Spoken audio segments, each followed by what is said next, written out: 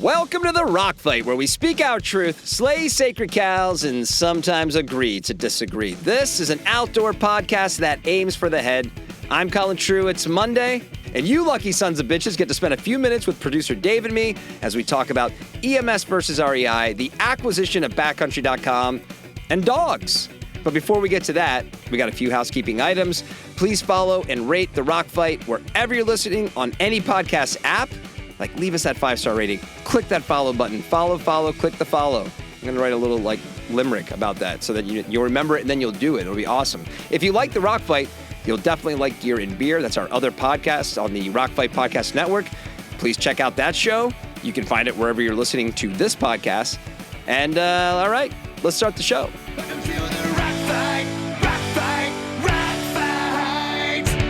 All right, I've been circling this topic for a couple of months as I keep seeing different points being raised on it in different ways. And it's a little bit of departure for the sort of industry stuff we've been talking about lately, but I'll bring it back around because today I want to talk about the outdoors and dogs. Now, for you hardcore rock fighters out there looking for me to take down some dumbass part of the outdoor industry, hang in there. There's an industry component to this. But let me set the table first for what I want to say. So I'm a dog guy. I always have been. I think I always will be. I fucking love dogs. I currently own 3, which is too many. But that's what happens when you have to quarantine for a pandemic for an entire year. You start to think, yeah, sure, why not when that third dog becomes available? But anyway, the point is I'm a dog guy. And I'm also a dog in the outdoors guy. Not as much as some. I can go on adventures outside without my dog, but my little Australian Shepherd is my hiking buddy, and I find that going out with her adds a lot to the outdoor experience. But if you spent any time doing outdoorsy things, you know that dogs are far from a universally accepted part of our community. They are indeed inextricably linked to the identity of those who go outside. Kind of like Birkenstocks? Kind of like Birkenstocks, yes. Crocs? Sorry. Well, we don't go that far. No, but I think dogs are inextricably linked to the identity of those who go outside. But I look at it, they're linked just like beer is, right? Because just like for beer, there are those who don't partake in drinking beer. But there are those who don't like dogs or have no interest in owning a dog. But there is still this kind of link to the outdoors and dogs. And all of this sort of bubbled up for me and made me think about it a lot as I was reading a post on Threads this past week by outdoor journalist Heather Rockford. And Heather's original post reads as follows. She said, "Today in Yosemite National Park, I saw a couple with their dog hike right past the No Dogs Allowed sign and onto the trail. They went to the top and back with their dog, and none of us said a peep."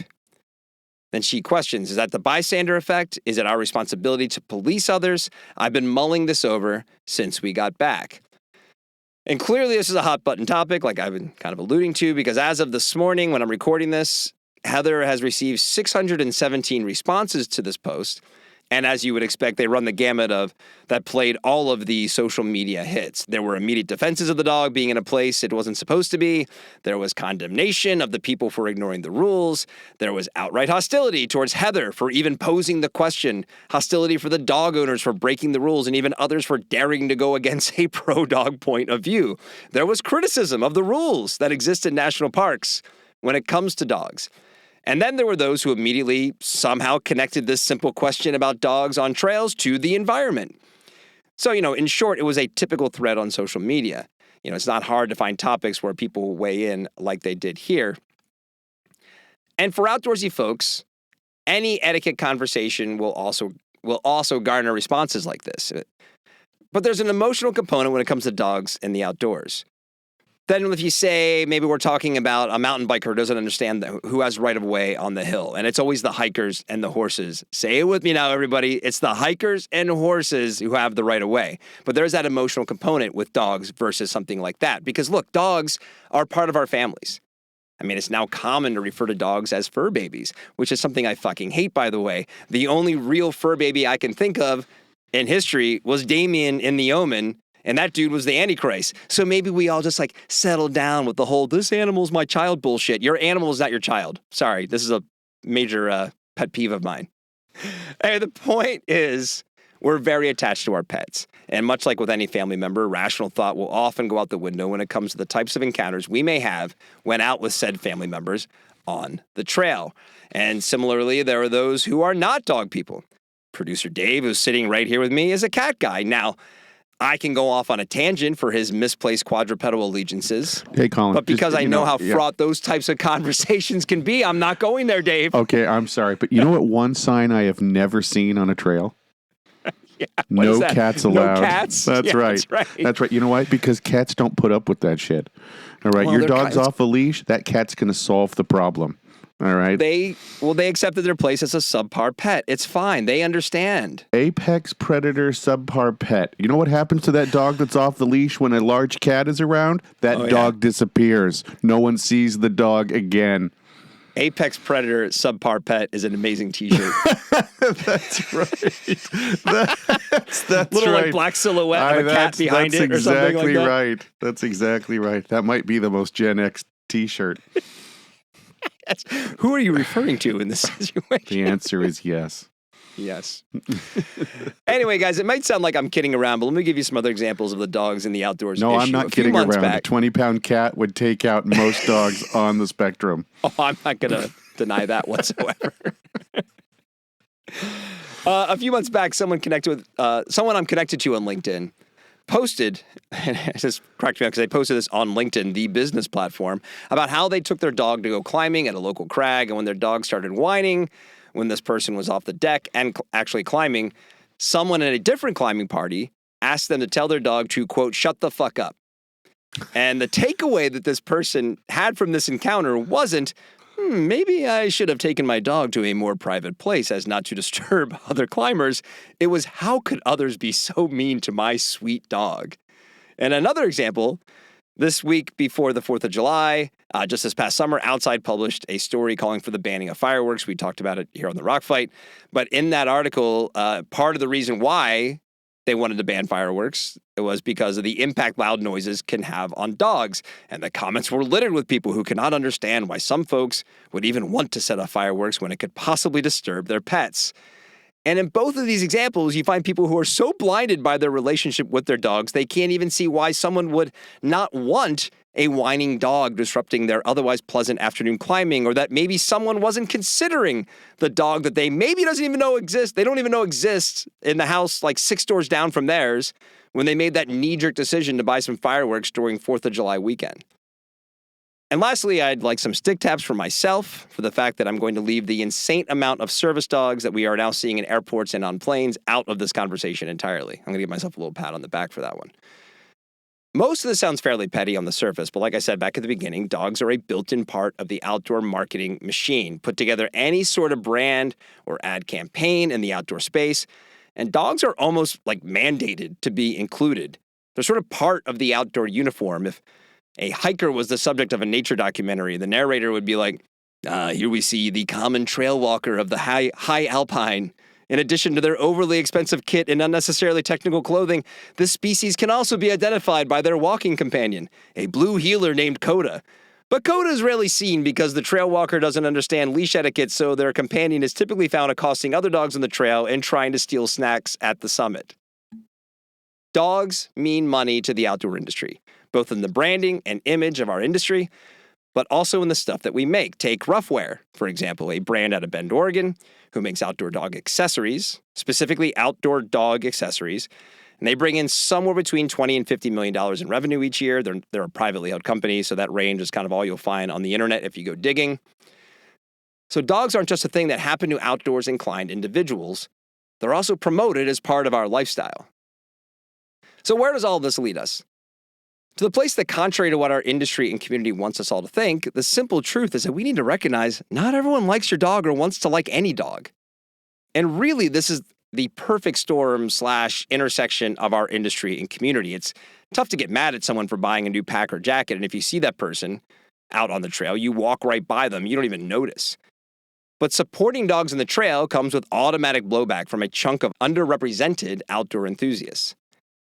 And I suppose at the end of the day, this is the same as any other etiquette conversation. Like I said earlier, I currently own 3 dogs, and I've owned several dogs who are no longer with us, and I've become a good dog owner But I'll admit that's only because I was also a very bad dog owner at one point. My first dog put me squarely in that wanting to fit the mold demographic. I had visions in my head of jumping out of my Jeep Cherokee at the trailhead, bounding to the summit of a bare-topped mountain with my off-leash dog and my companion by my side. And I tried to bring those visions to life, but those excursions also came with me yelling, "Oh, she's friendly," to other people with dogs and apologizing for her misbehavior when it came to grabbing snacks out of their hands like a seagull on a busy day at the beach. I learned the hard way that my dog needs to be on leash. And even if your dog is totally on voice command, it needs to be on a leash because there's others out there that don't know that your dog is good. And seeing an off-leash dog can cause real trepidation for those people who don't like dogs and didn't head out on the trail to hang out with yours. And I guess as for Heather's original question, is it our responsibility to police others? Yeah, the short answer is yes. I mean, it may come with some pain if you talk to someone about their poor etiquette, and they may get defensive about it. But perhaps the message starts to sink in after your encounter, and maybe they start making some better decisions because of it. I guess mostly if you're listening to this and you hike with your dogs off leash, just try and get in the mindset that the hiking experience is for the people out there. And if you can't stomach leaving your dog on leash, consider leaving your dog at home. And then you can head over to, roughwear.com and get a new dog toy to ease your guilt for leaving your pal behind. So anyway, Producer Dave, you've already told us about your cat, your affinity for cats, but you're an almost daily hiker at this point, aside from the literal piles of poop bags that you encounter on the sides of trails. I've started a photo collection, Colin, of abandoned poop bags. Which is going to be the parting shot in our newsletter for the next 6 months. Possibly. But it's there's quite a variety in the color of poop bags, which is exciting to see. I like to see that. Mostly green, though, I feel. Green, but I've seen pink. We've had purple, right? There's been blue. Mm-hmm. So I want you to know the poop bag industry is thriving, and you can see the innovation. However, no one has figured out how to have the poop bag remove itself from the trail after being left behind, as we would say. Is this one of those things, those like giant machinery now you see like cut down trees in like 10 seconds, like strip the branches and like slice off like a 2 foot in diameter tree? Is it going to be like a thing that goes around and sweeps up all the dog poop bags behind all the hikers? Obviously people believe that to be true because I'm still trying to wrestle with the idea that you've left a poop bag with this expectation that someone's going to take it. I mean, I've seen some poop bags that have sat there for a very long time. Oh, yeah. Right? Yeah, and it's just testing the compostability of the compostable bag that it's in. What about this environment, this rugged trail with broken tree branches and rock slides, and all of the, and what about being here says, oh, yeah, don't worry, they'll get that tonight. The crew will come in and clean the forest. Maybe it's like, kind of sweeping the forest thing. Remove the poop bag, sweep the forest. That's right. Rustle the squirrels. Do you have any dog encounters in Forest Park up there? I've had a couple off-leash, excited dogs to be there. Mostly it's just in that kind of range. You do get the dogs face off once in a while, things like that. And I love that where they just kind of stand back and watch it happen as if they're powerless to stop it. Like, wait a minute, that's your dog. But they don't normally do this. Right. But for the most part, look, again, this is the small bit. Most people have their dog leashed. And when you go by, they tighten up the rein to let you pass. No problems. Look, I think dogs make the trail better. It's the people that muck it up. And always. That's right. Yeah, I don't know. I guess this just comes down to it's an etiquette conversation, like the like mountain bikers who don't know, or the e-bikers who don't know, and those kinds of things. And it's just like it will probably this will be something that persists in perpetuity. And it is going to get more and more topical as the I hate to use the marketing phrase, but as the funnel widens and we bring in more participants into the outdoor, you're going to have various states of expertise and familiarity. And so there's going to be a lot of party fouls when it comes to things like that. That's one that you can just kind of already see playing out. I think it's about education. I think it's about empathy with people where they are in their journey and not trying to jump down everybody's throat. I think that's part of the issue too. Let's not assume that everyone has done this before. But you got to speak up. I mean, you do. You have to. We have to kind of we have to look out for each other in that regard. And so if someone's not got their dog on a leash, you're not an asshole if you say, hey, you guys, can you leash your dog? That's a tough position to put in. You shouldn't have to be put in that position, but if you feel compelled, why not? All right, Dave, it's time. Time for our weekly segment to make sure you're getting more out of the outdoors. It's time for More with Thermore. So listen, everyone, are you a skier? Are you out there, you're getting ready for ski season? You want to check out a brand that maybe you don't normally associate with skiing for your next skiing jacket? Let me tell you about Duluth Trading Company's AKHG Red Run jacket. It's a bit of a mouthful, but this hardy waterproof jacket is perfect for ripping turns this upcoming ski season. But the feature that really makes it stand out, 80 grams of Thermore insulation.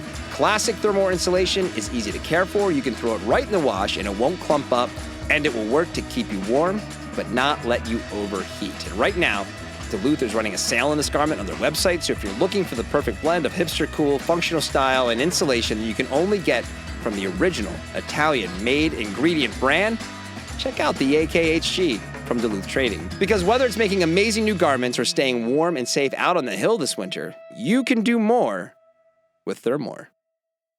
All right, let's run through some headlines that come out of the outdoor industry over the past week. There wasn't a ton to talk about this week, but a couple items that came onto our radar were a couple that we touched on in our weekly newsletter, News from the Front, that comes out every Sunday. So if you'd like expanded thoughts from me on previous rock fights and other industry commentary, head to rockfight.co, click join the mailing list to get news from the front. You missed this past week, so you can get next week's, though. So the first big news item that seems right now very underreported, to the point where I'm sort of like second guessing. Is this real? Is this actually happening? Because like, how are we the only ones talking about this at this point? Maybe by the time this podcast is out, it has changed. And if this conversation becomes outdated, what can I tell you? We didn't have all that future information now. But according to PulseRatings.com, Backcountry.com was acquired last week by CSC Generation. CSC is the parent company to a number of retail brands, mostly dealing in the home decor space, folks like Direct Buy and Home Consignment Center. And if you look on CSC's website, the bio for their founder, Justin Yoshimura, talks about how he has built his career acquiring distressed businesses and implementing strategic platforms to save them. So apparently this is the new owner of Backcountry.com.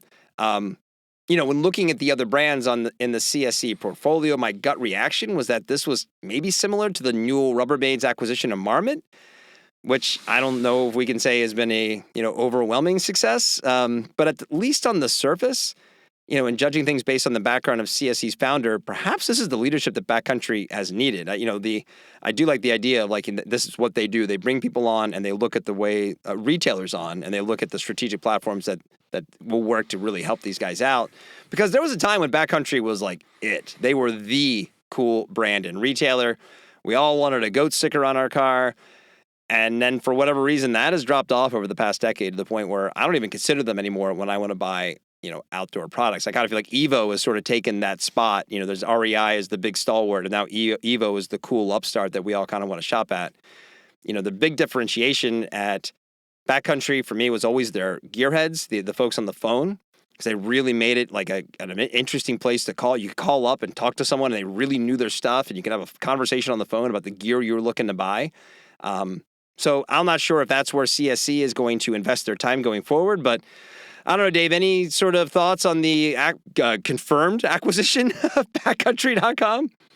Right. Well, Backcountry's been for sale for quite a while. So looking for a buyer has been a slog. A couple things. Kind of first blush, you look at a CSC Generation of because they do have some kind of down market kind of brands. They're definitely a tech first platform. I mean, I think this was a model created to essentially help traditional retailers get their digital legs underneath them, right? And so they've really developed that aspect of the business. Yeah, mostly brick and mortar, I guess, locations. Right. I mean, like you mentioned, a couple of kind of their downstream. They've got Sur La Table too, which is a more premium kitchenware kind of place. Also has a lot. You're big in the premium kitchenware category. I do like I like me a good wooden spoon. You're known for that. A grater. But and So they are playing in some of these kind of more premium brand, or something where style becomes more relevant to the offering than just are my logistics getting you the product there, right? So I do think that. Again, this is Backcountry plays in kind of that. They had a vibe going on, and they still do. I mean, look what they're doing in their media section, in terms of the films that they're creating and kind of their outreach, still really good.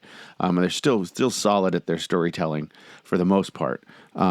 But yeah, look, every retailer's had a tough 5 years. So this idea that Evo, and not just Evo, but the smaller regionals are all making moves into this play.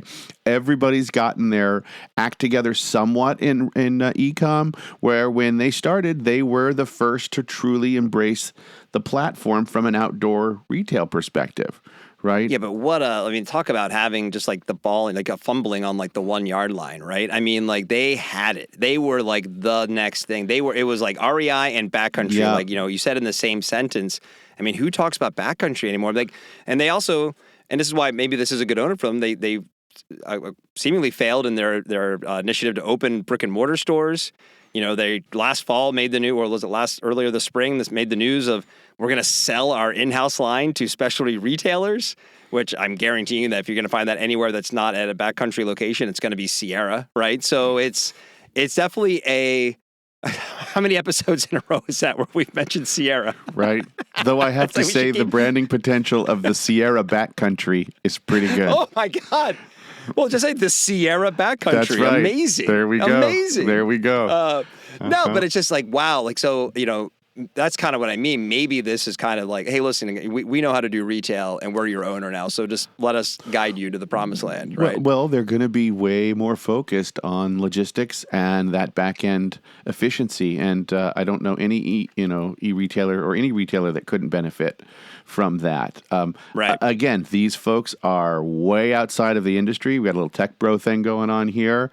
Not traditional Silicon Valley. I think the company is based in like Indiana, so it's kind of more of a Midwest tech, but still that kind of vibe. Kind of, there's definitely a lot of private equity involved in that. So anytime we see these forces get involved in an emotional, connective niche of the outdoor or any other in that same way, you do worry about, are they going to lose connection to that audience? That's our next story we're going to talk about is that connective tissue and how important it is. But listen, I'm not down on Backcountry. I think it's great. I would love to see them sort of return to form. I mean, I think we're kind of entering the space, and again, we're going to get to it. We're more retail talk in a minute here, but it's kind of like open season right now as we kind of move into this sort of next generation of the outdoors of like who the big retail players are going to be, how people get their goods, the thing we've alluded to in the past year of like, are we just going to come down to a couple of players? Like, what's going to happen with specialty? It's important for us to have, for the industry to have. It's like a new Wild West. Yeah. Well, it's important for the industry to have counterweights to that. We don't want an REI Dix to be the binary choices that you have on that. So having a strong player especially in the e-com space makes sense. Right. I am not opposed to their move into brick and mortar and things like that. I think those are vital ingredients to a healthy kind of sustainable business now, and we need to. So having Evo's done the same thing with. They've moved obviously e-com. They've always had brick and mortar, but they're moving into experiences. I mean they have hotels, right? I mean, amazing. The compound in Salt Lake is outstanding. So. We need more of that, and so to have a Backcountry play that role, I think is still a good thing. Well, this is effectively breaking news. This is effectively instant reaction. I mean, like to your point, we knew that Backcountry's been for sale. I think we went over to a PE ownership in like 2015. Yeah, long time. So if anything, this is probably a long time coming by PE standards. Yep. So I would assume next week we might be touching on this again as this week plays out and we learn more about what the strategy is going to be from their new ownership. But we're looking ahead. Good luck, Backcountry. We're rooting for you here at the Rock Fight. All right, quick break, and we come back. We're going to hit our last story for the day and get to our parting shots. This episode of the Rock Fight is brought to you by the Great Malden Outdoors, an outdoor enablement campaign in the city of Malden, Massachusetts. For too long, the outdoor industry has struggled with how to address the topics of diversity, equity, and inclusion, and the Great Malden Outdoors is providing concrete action that outdoor brands and retailers can take to make a real difference. Situated just outside of Boston, Malden, Massachusetts is culturally diverse with an abundance of outdoor recreational opportunities, and they're seeking the assistance of outdoor brands and retailers. If you work at an outdoor brand or at a retail shop, they're looking for your donations of product, your time, or your money. Head to thegreatmaldenoutdoors.com and click contact to reach out and start a partnership today. All right, last thing to talk about today, and it's not really a news story that it was in the trades in the past week. It was a couple of stories that I'm sort of connecting the dots on because there were two other outdoor retailers that were in the news last week. Firstly, REI promoted Cameron Janes to the position of COO, and then Mountain Warehouse completed their acquisition of Eastern Mountain Sports. And I bring up the Cameron Janes promotion because if you look at the top two positions at REI, you have CEO, Eric Arts, whose background in retail before coming to REI was at places like VF and Urban Outfitters. And now you have COO Cameron Janes, whose background before REI was at Amazon and Walmart. And I bring all this up because I've been having a lot of outdoor industry culture conversations lately. And when the industry was humming in the early 2000s, there were those in the positions of power at brands and retailers who really understood our space, who came up from within our space. And that's a hard thing to quantify. And I understand that on the surface, you see the retail backgrounds or the operational backgrounds of some of these folks at larger companies, and you make the case in your head like, well, they could do really big things for us here. But there is a little something to understanding the authenticity and what makes people tick in our space that I feel like shouldn't be underestimated when you're considering who's running our biggest players. And then you play all of that I just said against Mountain Warehouse, who's taking over the much maligned Eastern Mountain Sports, where you have Mark Neal, who founded Mountain Warehouse in the late 90s and has grown it to be a global player on the outdoor retail front. They have stores in multiple countries. And so, he's been doing that. He's been in the industry since the 90s, and maybe he ends up being the white knight that EMS has basically been begging for since 1967. Now, to be fair, Eric Arts has been at REI for more than a decade, so perhaps he's in a similar position to understand the industry and the consumer and lead REI back to glory. But I don't know. This makes me feel like I said earlier, that we're not at the end of something. We're at the beginning of something, and how these leaders at these brands are going to set the tone for the next couple of decades in our industry is super important. Dave, I want to bring you in on this. Are you tracking with what I'm saying? Am I getting a little too outdoor frou-frou here? Like, you got to be in touch with nature, man. What does it make you think of when I kind of connect these dots? Well, this is the age-old kind of pull between kind of that endemic understanding of the industry and the consumer and the space and why we do what we do, and kind of people from the outside with maybe expertise in other areas that help make businesses run. And I think this is one of those cases actually where that experience of an Amazon or a Walmart from an operational perspective, how could that not be valuable to REI, right? And so bringing those kind of perspectives, companies that are able to extract every cent, if you will, from efficiency is a great thing. My issue is that REI seems to be more running its brand and feel as an outdoor entity more like a Walmart or an Amazon versus this, like I would say, kind of core, emotionally connected brand that we have, or emotionally connected entity that we have with the brand REI.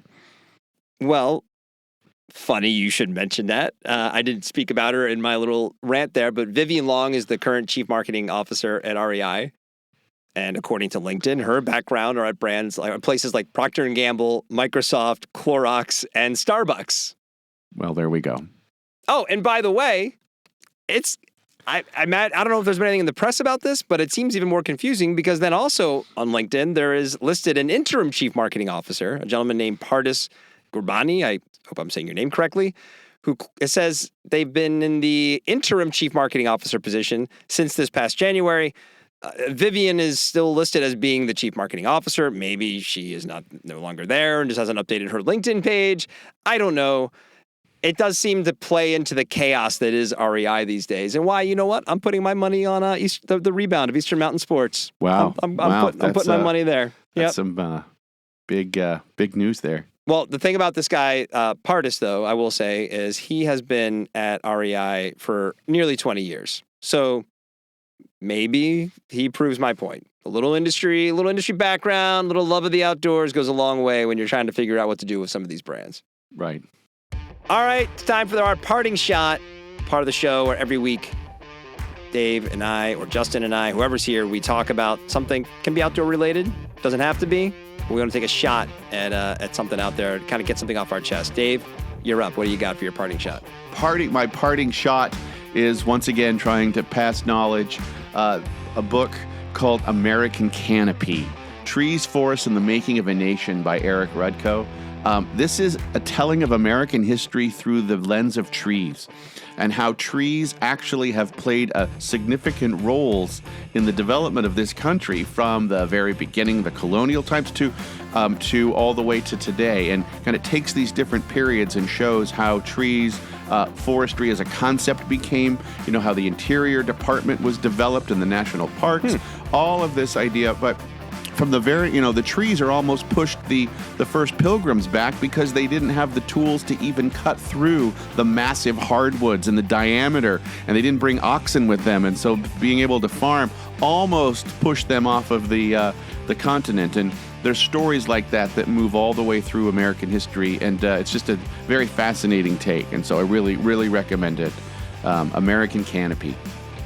My parting shot is not nearly as in-depth as that. Mine is YouTube reaction videos. I kind of want them to settle down because I don't know about you as a creative when you're working.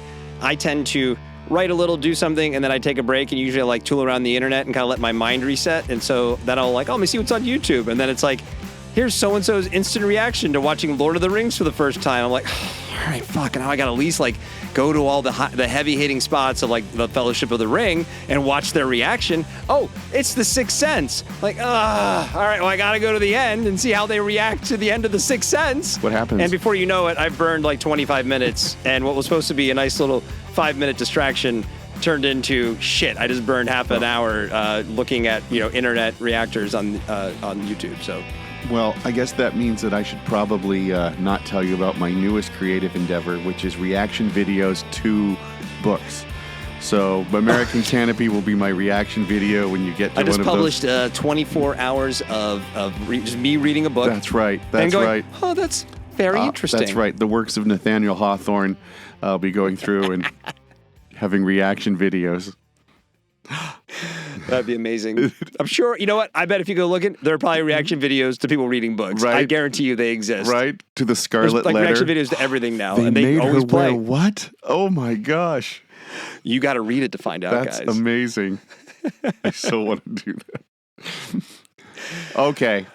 All right, well, so coming up this week on the show, so it's Monday, we got Thursday coming up, we got a podcast conversation as well as maybe a mailbag, gear and beer on Friday, and then adventure headlines coming back next Saturday to get you into your weekend, give you something to listen to while you're out on your adventures. Make sure you subscribe to our newsletter, go to rockfight.co, click join the mailing list, send us your feedback, myrockfight@gmail.com, and please click that follow button, follow the show. Your life will be better for it. And The Rock Fight is a production of Rock Fight LLC. Our producer today is David Karstad. Art direction provided by Sarah, the punk mom Gensert. I'm Colin True. Thanks for listening. And here to take us out, it's Krista Makes. He's going to sing the Rock Fight fight song. We'll see you next time, Rock Fighters. Rock Fight.